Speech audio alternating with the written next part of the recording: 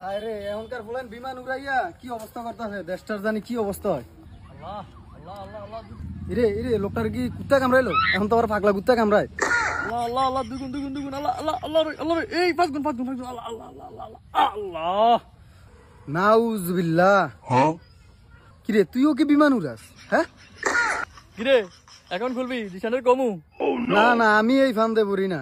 যেদিন ধরা খাইবা ওই দিন বুঝবা কত ধানে কত চাল। জীবনে কিছু করতে হইলে রিস্ক লইতে হয়। আন্দাগুন্দি রকেট চালাইতো। রাস্তাঘাট গেছে পাগলে বইরা সাগরে খাইয়া দিছে জু আর নেশায়। যেদিন বিমান উড়াইয়া জামু কুটি হতে হইয়া সেদিন কোনো বেইমান রে চিনমু না। চাকরির জন্য আসলে আমার জুতা মস্তেও রাখতাম না। ক বন্ধু টিনের উপরে কাহুয়া, টিনের উপরে কাউয়া। জুয়ারি সব শালারা আমার সাহুয়া।